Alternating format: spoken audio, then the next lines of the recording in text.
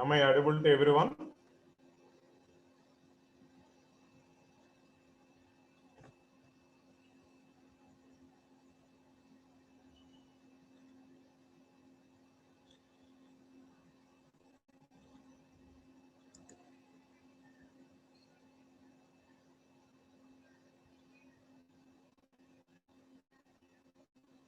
Am I audible?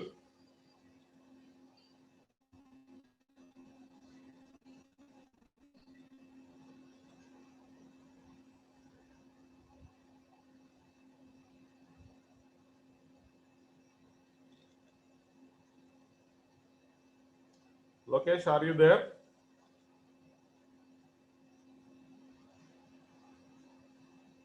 Lokesh.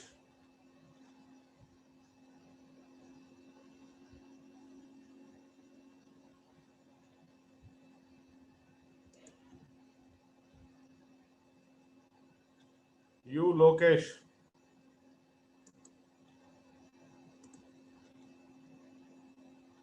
You can unmute yourself and you can talk. Lokesh.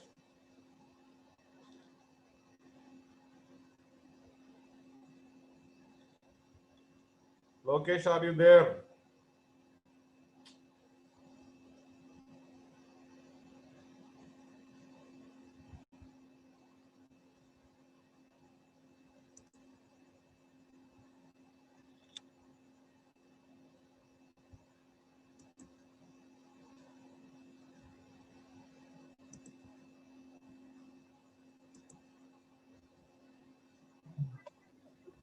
Hello Lokesh, am I sir audible? మారుస్తున్నా sir, ఇది keyboard stroke పని చేయట్లేదు. Okay. You please change, or otherwise log out and log in once again. So my voice is audible to you, right?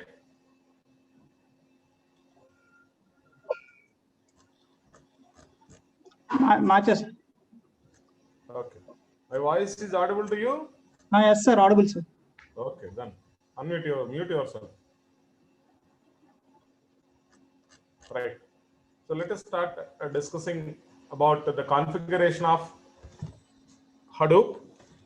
As you all know that Hadoop can be configured in 3 different modes. One is at standalone or local mode. Another one is pseudo distributed mode. And the third one is fully distributed mode. So for all these 3 kinds of configurations, so the basic principle behind this is whenever we want to process the large file, accommodating the large file in a single system is a difficulty task in terms of memory and as well as in terms of performance also. So the Hadoop is come up with the mechanism of, instead of keeping the whole file at a single place, it is going to be distributed to the different data nodes by dividing the input file into equal sized blocks. Okay, so those blocks will be distributed to various nodes which are present in different clusters. Okay, that means there are a number of nodes. Those a number of nodes are grouped together like lab 1 computers, lab 2 computers, lab 3. Lab 3 is the cluster name and it contains around 60 systems. Similarly, lab 2. Okay, so the nodes which are present in the lab are called as data nodes, right? So in such a way, we can group a set of systems into a single group and based on certain similarity, so that we can call them as a cluster. Okay, and whenever if the input file is divided into blocks and if those blocks are allocated to the data nodes, okay, so the data nodes are responsible for holding the data as well as processing the data. That is what we are calling as a parallel processing. Okay, so they will process the data which they accommodate. That means the block of data. Okay, and finally they are producing the results. This is happening in Hadoop environment with the help of MapReduce framework or programming model. right? So for doing these tasks, why we need to have three types of configurations instead of single one, right? So in that case, the first step is standalone mode. In that, as I told you, both name node and data node are running at single node, and all the processes will be handled by single JVM, right? By default, the Hadoop comes with non-distributed mode, and it can be installed in single node, single system. Node in the sense single system, right? So because of debugging process, because of testing, whether your program is producing the desired results or not, we are supposed to install Hadoop in standalone or pseudo distributed mode. These two modes are meant for debugging purpose. Whereas fully distributed mode is the original mode where all the operations can be performed as per the development scenario of Hadoop. Okay. So in the last class, we have started discussing installing Hadoop in standalone mode of environment. Don't worry, up to now I don't share any screen. Now I am going to start the sharing, because just now I was revealed whatever we have discussed in the previous class. Okay.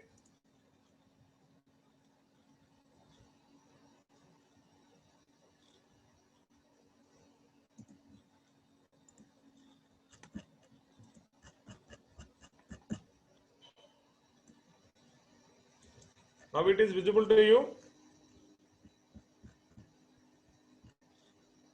My screen is visible to you or not?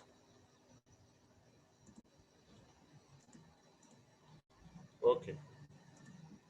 Right. So now quickly reveal what we discussed in the last class is we just create the user,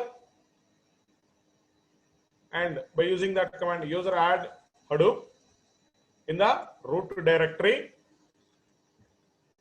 and we can generate the authorization keys for that user using RSA algorithm, which is a public key cryptographic algorithm, and those can be applied to that directory. Okay. After that, we just installed Java, because we are supposed to write the programs in Java, MapReduce programs using Java. Don't think that Java is only the way to develop the programs for Hadoop. It also supports other programming languages also, but usually it was developed based on Java framework, based on Java. So that is the reason why we are supposed to develop the programs in Java. That's it. Similarly, Microsoft corporations, if you are talking about .NET, for the backend as Microsoft SQL Server, which is compatible. It doesn't mean that it won't connect to any other databases. It is also allowed you to connect other databases, but it is the native one. Microsoft SQL Server is the native database for the .NET framework. So in the similar way, here also the Hadoop is developed using Java. So that is the reason why we are developing programs using Java. That's it.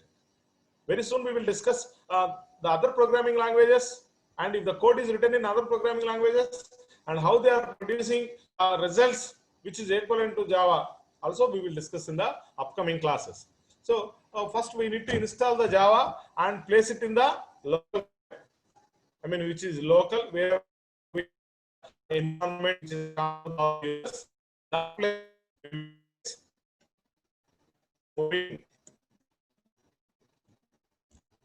move JDK to the environment which is local to the users.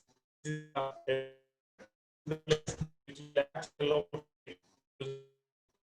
After that,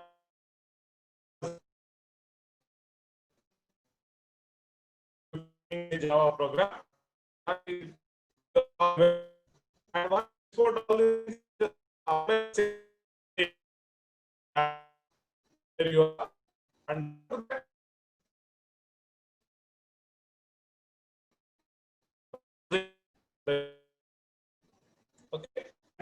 which comes with a tar file. You just imagine it is just like a zip file. But when we are transporting the data over the network with huge volume of data, usually we'll convert it into, rather than WinZip, we'll convert it into tar files. Okay, so that is the difference.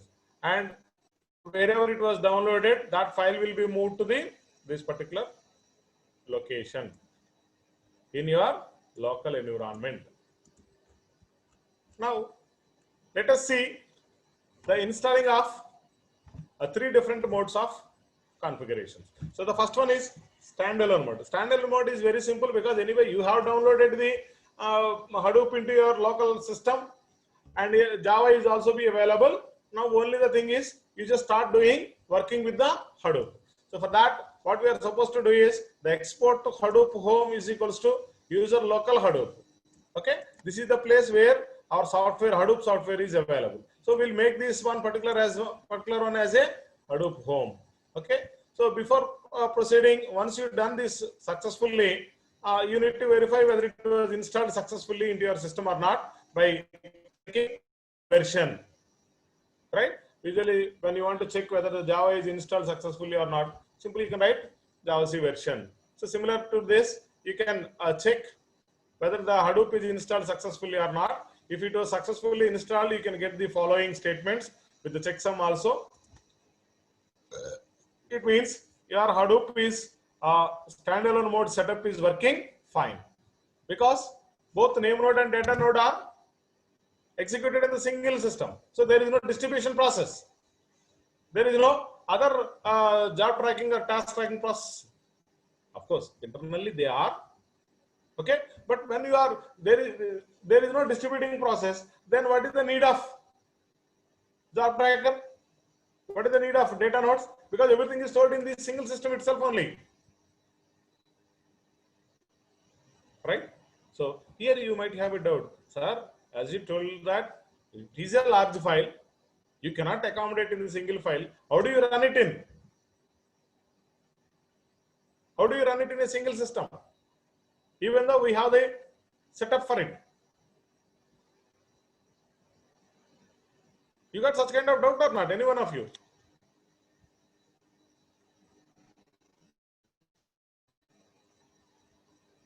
Nobody is responding. I think it is a post-lunch session. Okay. Usually you people are felt somehow drowsiness. You are interested in sleeping.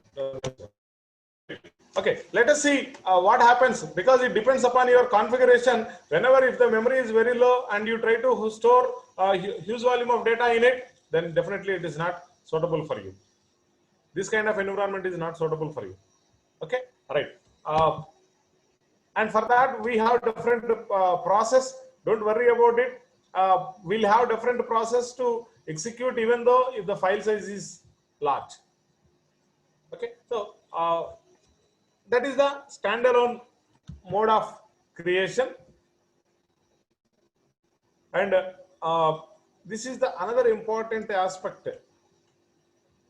Hadoop jar, Hadoop home, wherever you have developed the program, that need to be converted it into jar file. Okay, so because here it will be executed only the jar file. You all aware of that, what is jar file and all. I need not discuss about all those things. Okay, and now let us talk about the pseudo distributed mode. Before going to discuss about the pseudo distributed mode, one should understand what are the things that are essential to run a Hadoop program.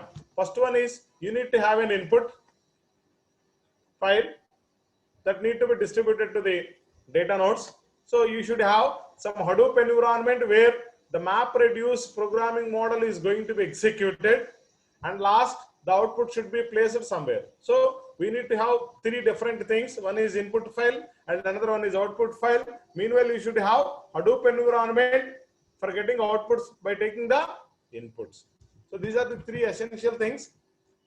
Now let us talk about installing Hadoop in pseudo distributed mode.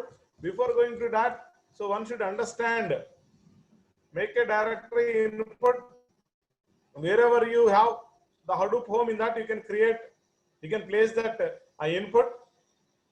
We will see very soon. I will show you the commands which are essential for running any Hadoop MapReduce program. So after finishing this configuration process. All right. This is the pseudo random distributed mode, where the name node and data node are running at the same system with two different JVMs.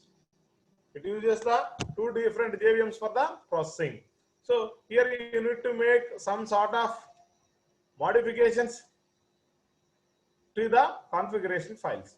So first you need to do the following statements. Export Hadoop home to the local environment where the Hadoop software is available, and export Hadoop MapReduce home, which is also be available at this particular place, and export Hadoop common. These are the things which are essential to run the MapReduce program. So that is the reason we need to export all these things. All these directories should be available at the local place. So that is the reason why we need to have all these things. You came to know while executing the programs. So until then, all these things like a mystery for you. Okay. So once you start executing the programs, you came to know what is the importance of all these things. But until then, it is necessary to know what exactly all these things. All right. Export Hadoop common home. This is also available. These all are available at Hadoop software. They come up with the Hadoop software, and you need to specify all these names with the place where they are. Okay. And you can set the path also, and then Hadoop install at a Hadoop home. You can install that software at the Hadoop. So you can make those changes to your root directory by using this command, source underscore dot bash or c. Okay. And now this is the essential step. Up to now, everything is same as the pseudo distribution mode, except the specifications are not there in the pseudo standalone mode. But now in the pseudo distributed mode, you need to change the configuration files. So here core site.xml is one of the configuration file, and hdfs site.xml it is another configuration file, and yarn site.xml, and another one is mapred site.xml. These are the four configuration files which you are supposed to be edited for installing, for configuring Hadoop in a pseudo distributed mode. In that, the first one is core site.xml, which contains the FS default name node and the port number. So wherever it is running, the local host, because in this case both name node and data nodes are running in the same system. Whereas if you go for the fully distributed mode, you need to specify the name node where it is available and the port number on which it is running. Okay. So in this file, we will set the port number and the local host for the name node itself. And next one, hdfs site.xml. This particular configuration file will be used for specifying the replication factor and name node and data node, the paths of those nodes. Okay. So here the DFS replication factor, you can observe replication factor is equals to 1 because it is running in the single system. We'll have only one system, so that is the reason we are maintaining only one guy. Suppose if you want to make it as 3, yes, you can change here itself. As I told you, the replication factor can be modified by the programmer. So in this configuration file, you can edit whatever the number of copies you wanted to maintain. But before going to edit this, by default it is 3. Before going to edit that 3, you should cross check with the infrastructure that you have. That means hardware infrastructure that we have. And the name node directory, because by default when you installing the software, it was automatically created. So that path you need to be specified where it is available. Name node. Similarly, data node. Okay. So these two paths you are supposed to be specified. If it is in a single system, you just set the path. If it is in the different system, you need to be specify the IP address where the data node is running and IP address where the name node is running. Okay. So for that data node, you need to connect with the name node. by specifying the IP address of the name node. Okay. In the similar way, when you want to connect the data node to the name node, you need to specify the IP address of the data node at the name node local directory, so that the communication between these two will exist with the keys what we are generated for that particular user with the help of RSA algorithm. If you mismatch, if you did not specify in any one of the places, that means information regarding data node at name node, similarly information regarding name node at data node. If you miss any one of these places, it leads to the conflict. So we'll see in the pseudo distribution mode, fully distributed mode, how these two can be mapped and all. So until then, you just remember that in this case, in this particular case, both of them are running at single node. So that's why wherever this particular directory is created, you just specify the path of the data node. Similarly for the name node. So this HDFS site.xml configuration file is used to, or it contains the replication factors and the directories for the name node and the data node paths of your local file system. Okay, so you need to be specify all those things. And then yarn site.xml. Yarn site, whenever if you want, yarn means yet another resource negotiator. So which is the one of the important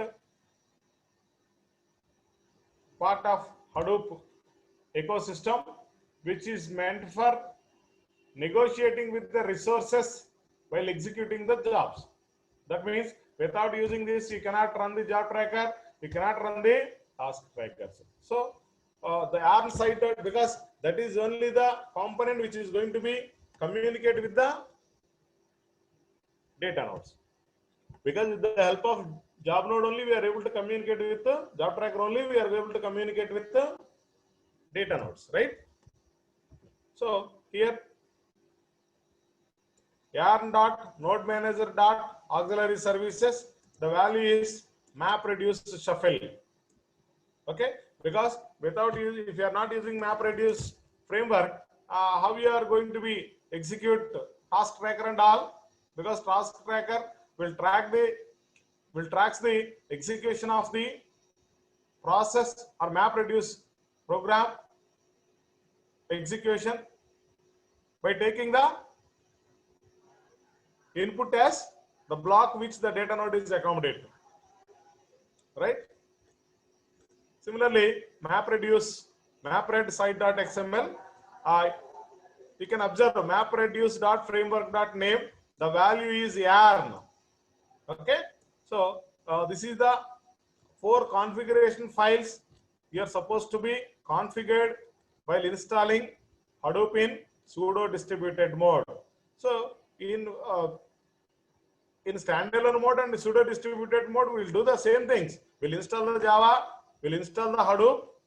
Okay, only the thing is we need to be set the configuration files because the data need to be distributed in this case. So that is the reason we need the requirement of yarn.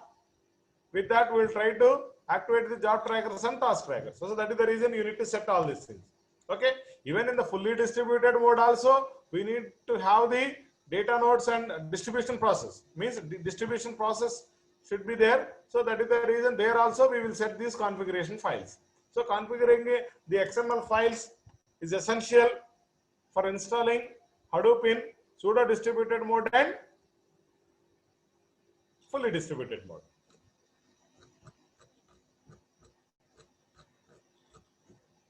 Now, let us see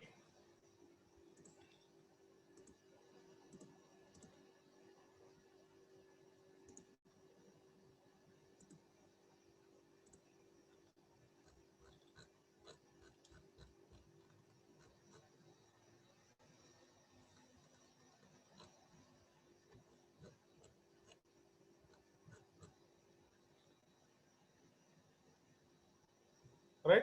So this is this way you can set somewhere. Just a minute.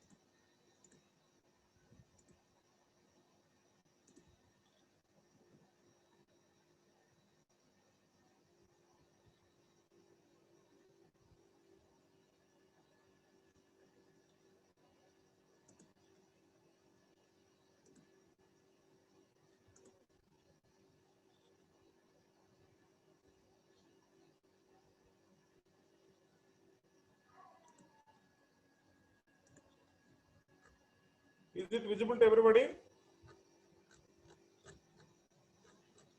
Is it visible or not?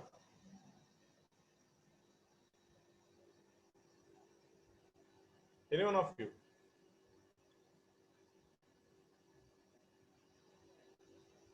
Make it fast.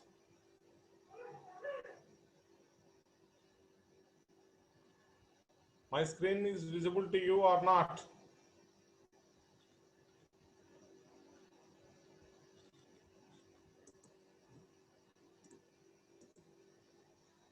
Okay. All right. So this is distributing, configuring Hadoop in fully distributed cluster environment. So let us see one by one, right from the beginning to the end of the configuration of the Hadoop. So here also first we need to install Java. See here one important point you are supposed to remember is all these three configuration process will be done in Linux environment only. Okay, so whatever I was explained or I'm going to explain next is also keep it in the point in my brain, like I am going to install it in Linux environment. Okay, instead of that, if you want to install in Windows environment, you are supposed to go to this website and there you will find a set of steps how to install the Windows, Hadoop in Windows environment, right? So these all points are meant for installing Hadoop in fully distributed mode in Linux environment only. Okay, so now let us see how to set up the job tracker and task trackers, because here the data nodes are running at different clusters. Okay, so first we need to create the directory called Hadoop for the Hadoop data. So let us call this directory as Hadoop data dir, and then we can create three different directories. One is for data, another one is for local, and another one is for name. Three directories we are supposed to create first. Okay, and then set up SSH keys to all the machines so that we can log into the what is the need of these secured shell keys. With that only we are able to identify whether you are the authorized person or not. Because when you install this, what you are able to generate, you can generate the keys, public key and private key for each and every user. So with those keys only, we are going to authenticate them. So that is the reason wherever, whatever the node that you want to make it as a data node, okay, so it need to be generate these keys. With these keys only, it is going to be communicated with the HDFS and all. Okay, so now unzip Hadoop distribution at the same location in all the machines using, so wherever the machine which you want to, because first you need to develop the program into your local environment and you can run it in your local environment. Once it was done successfully, then only you can upload it into HDFS. Because each and every time if you develop a program and you can directly place it into the HDFS and then try to execute the program in HDFS itself, it leads to too much of bandwidth occupancy. So in this scenario, wherever the data node, as I told you, data node is responsible for processing the block for which it was allocated. So in our case, suppose if you develop a program, okay, so that need to be executed first in the local environment and then it will be moved to the HDFS. So for that, we need to have the Hadoop software in our system. Okay, so the client will be installed in your system itself, and then in all the machines, edit the Hadoop home config / Hadoop environment sh. It is a file. By using that, you can specify the Java location which is present in your system, because in your system Java may be installed at E drive, whereas in the name node it may be installed at C drive. Right? So in that case, what happens? You need to specify the path for running your program in your system. So that can be edited in this particular file itself. Okay, the Java home and the Java paths need to be set here itself. And next, place, this is important point which I told you in the previously. Place IP address of the node used as the master. Master in the sense name node where the job tracker and name node is running. So whatever the system in which the job tracker and name node are running, that is called as master, which is equivalent to master in Google file system. Whatever the tasks that are performed at Google file system will be done in the name node here itself and with the help of job tracker. So wherever it is running, that IP address need to be specified. Okay. Where we need to specify it? Hadoop home config masters in a single line. We are doing at single node deployment. So you just specify, don't worry about it. You just specify the IP address where the name node is running. Suppose yours is the data node and name node is running it in our library server, library room. Just like imagine server as our master node. In that case, what happens? When we want to execute a program, what we did? Usually we'll specify the server address. So in the similar way here also, we need to specify the address where the name node is running.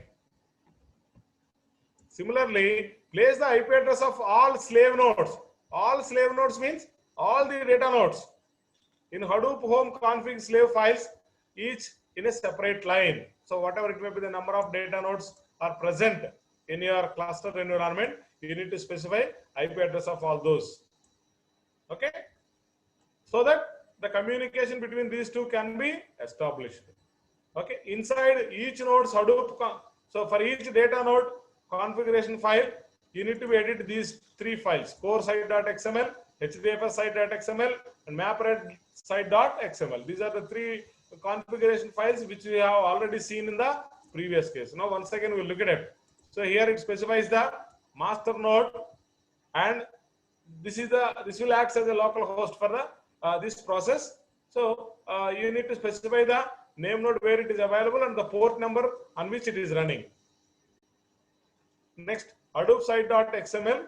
So as I told you, HDFS site.xml is meant for changing the replication, specifying the replication factor, name node path and data node path. Okay, here.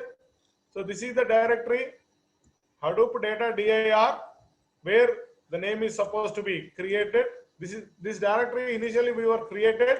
Okay, in that we'll add the name. This is the path for the name node directory. Whereas because name node has to keep metadata of your file system, so where it is supposed to hold it, so that you need to specify the path.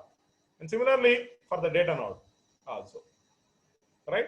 And the MapReduce job tracker.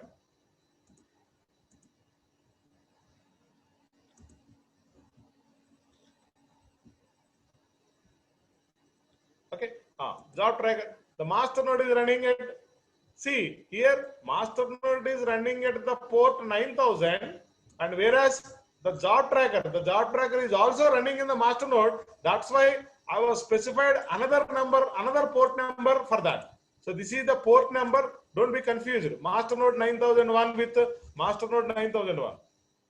This is the place where the name node is running. The job tracker is also running in the same system. So that's why we need to specify a different port for the job tracker. Otherwise, what happens if you specify 9000 itself? It leads to be conflict. You might have experience with these ports while executing your network programs in networking lab. Okay, so job tracker is running at another port. Similarly, the directory where it is running, we need to specify where the job tracker information need to be stored. Similarly, task tracker. For the task tracker also, the directory where it was stored, we are supposed to be specified. Okay, so in such a way you can configure your data node, name node, job tracker and task tracker, what way, where they are supposed to be executed. Right, once again reveal the same.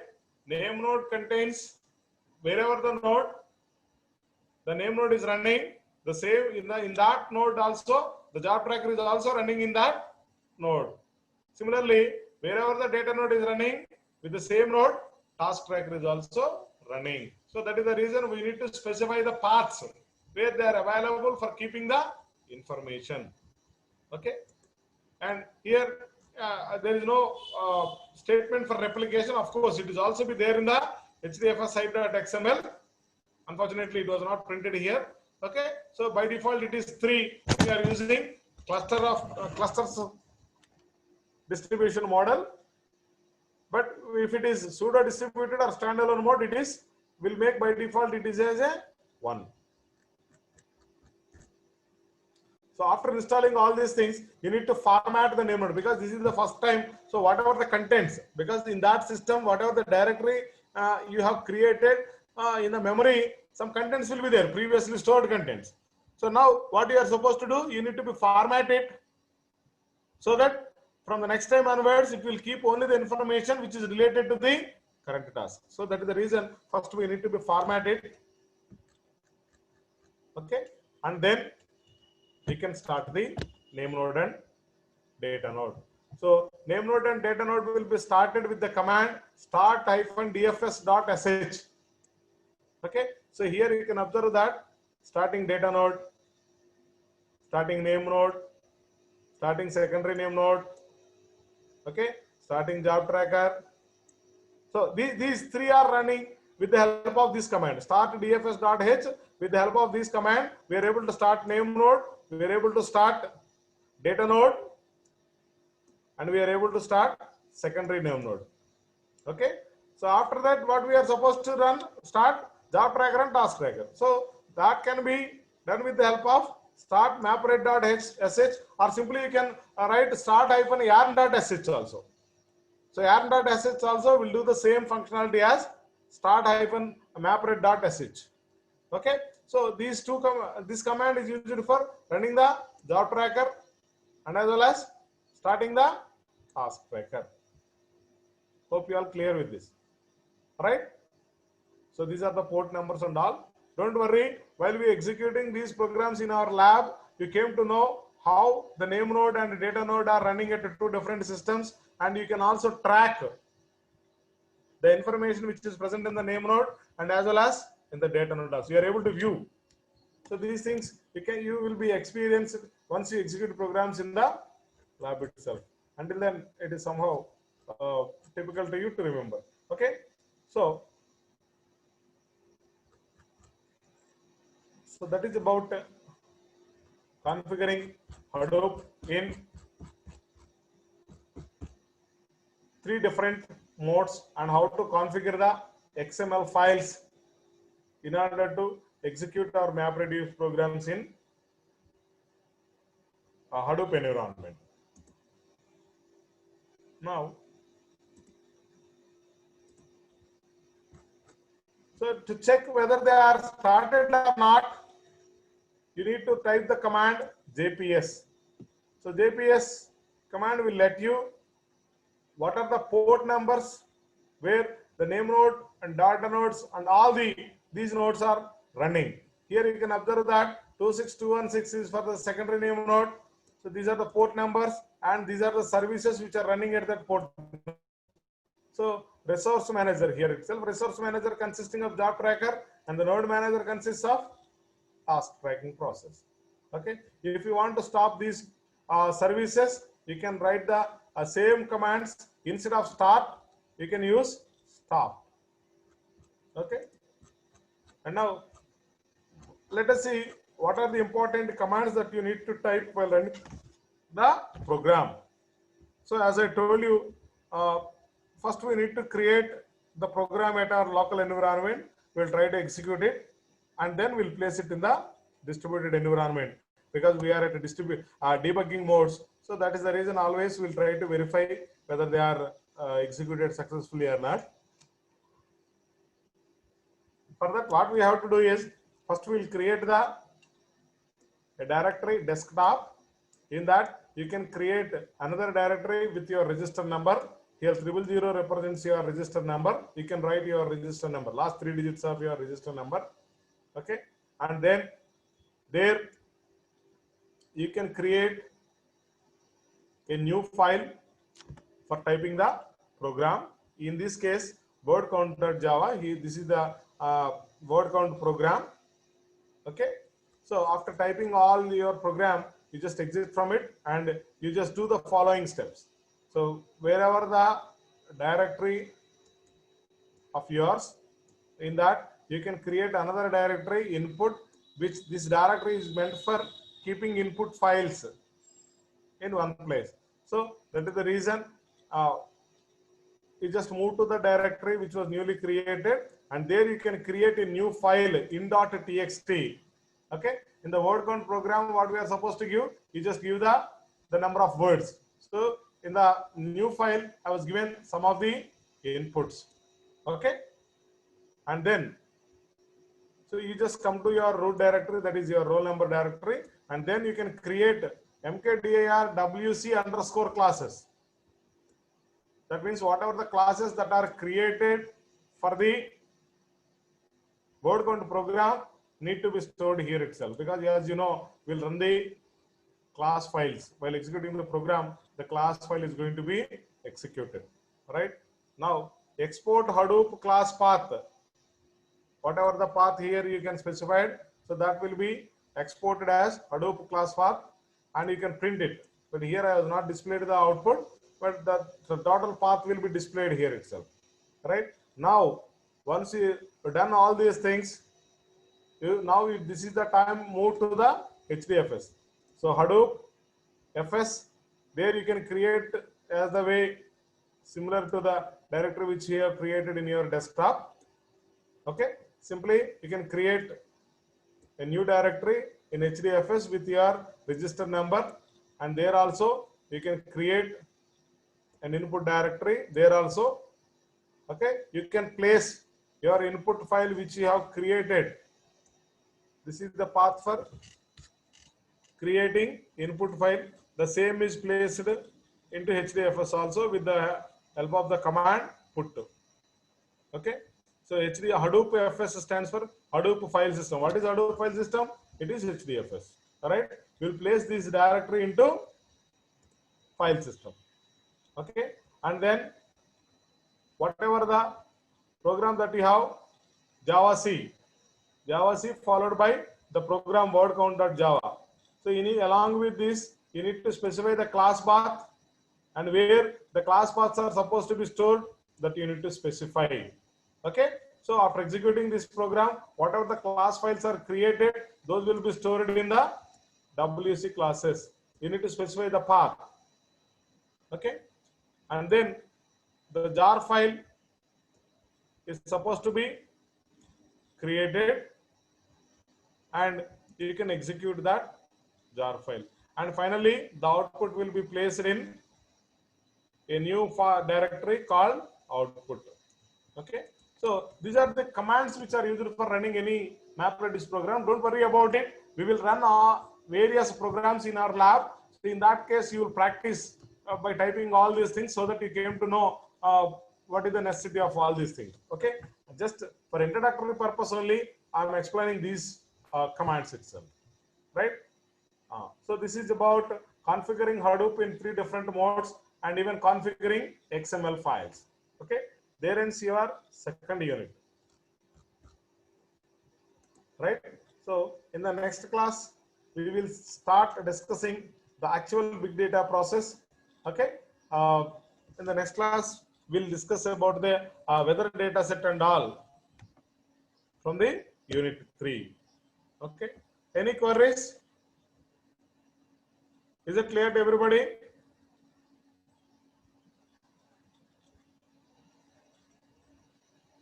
Right.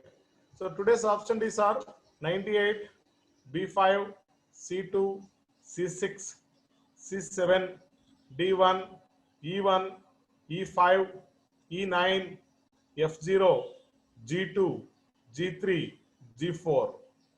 Of course, so many options are there for today's class. Okay, so these are the options for today's class. So any queries? Any doubts? You can unmute yourself and you can ask.